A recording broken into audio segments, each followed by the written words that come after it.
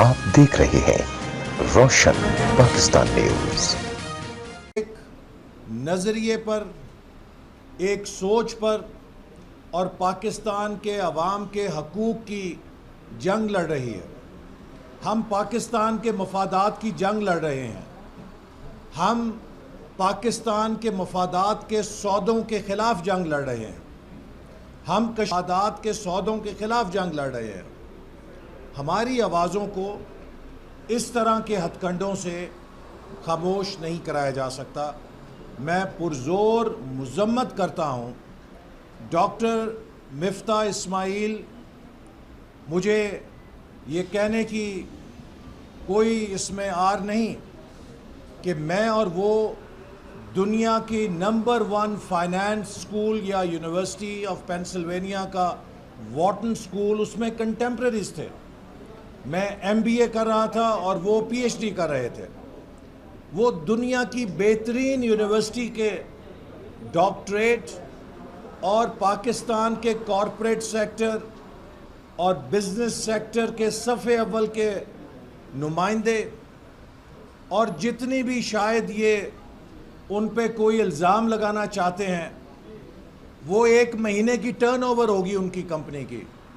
अल्लाह ताला ने उन्हें बेहद नवाजा है। वो शख्स अलामत है पाकिस्तान के कॉरपोरेट सेक्टर से, बिज़नेस सेक्टर के उन लोगों की कि जो पाकिस्तान की पब्लिक पॉलिसी में कंट्रीब्यूशन करना चाहते हैं। लेकिन जब हुकूमत ऐसे लोगों को निशाना बनाएगी तो मुझे बताइए कि फिर पब्लिक पॉलिसी में कौन से पढ़े लिखे लोग आके किरदार अदा करेंगे। और उन पर भी वही इल्ज़ाम लगाया गया है जो शायद खाकान अब्बासी साहब पर इल्ज़ाम लगाया गया था कि LNG टर्मिनल पाकिस्तान में क्यों बनाया।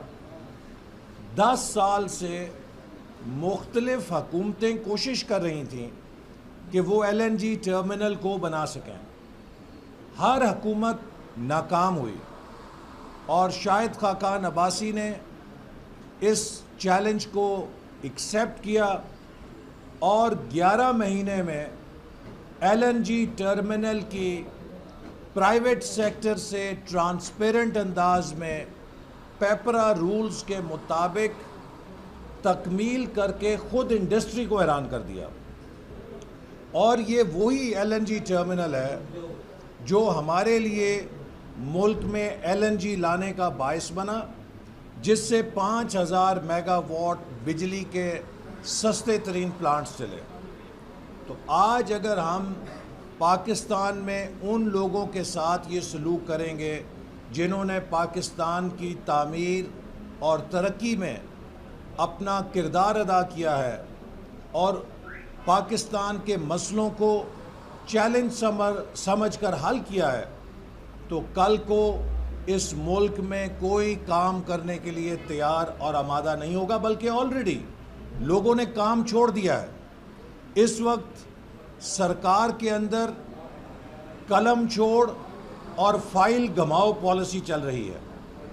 कोई अफसर 10 रुपए के फैसले को करने का रिस्क नहीं ले रहा, क्योंकि हर शख्स ये कहता है कि मैं लाखों रुपए के वकील नैब में खड़े करने की सकत नहीं रखता, मैं अपने बच्चों के पेंशन के पैसे वकीलों को नहीं खिला सकता। लिहाजा पाकिस्तान में cost of doing work has been made 100 times greater than cost of not doing work. अगर आप काम करेंगे तो उसकी कीमत काम ना करने से 100 गुना ज़्यादा है।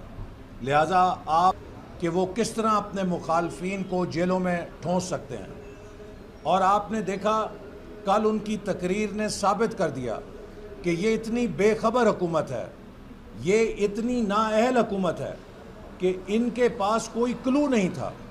कल उन्होंने अपनी तकरीर में जवाब कम दिए, सवाल ज़्यादा पैदा कर गए। उन्होंने कहा कि मैं अमेरिका, पाकिस्तान और अमेरिका ताल्लुकात में गया था। तो जनाब इमरान अहमद न्याजी साहब ये जानना चाहती है کہ اگر آپ پاکستان کا مقدمہ لڑنے گئے تھے تو 72 سال سے کشمیر پاکستان کے مقدمے کے اندر سر فہرست ہے۔ کیا کشمیر پاکستان کا مسئلہ نہیں ہے؟ کیا کشمیر کے لیے پاکستانیوں نے قربانیاں نہیں دی ہیں؟ کیا پاکستان کے لیے کشمیری پاکستان کا نام لے کے اپنے جسموں پہ پاکستان کا پرچم لپیٹ کے بھارت کی گولیاں سینوں پہ کشمیری نہیں کھا رہے ہیں؟ مجھے بتائیے کہ اگر آپ کا دورہ بائی لیٹرل تھا تو وہاں آپ کیا صرف امریکہ کے مسائل پہ بات کرنے گئے تھے یا آپ نے پاکستان کے مسائل پہ بھی بات کرنی تھی؟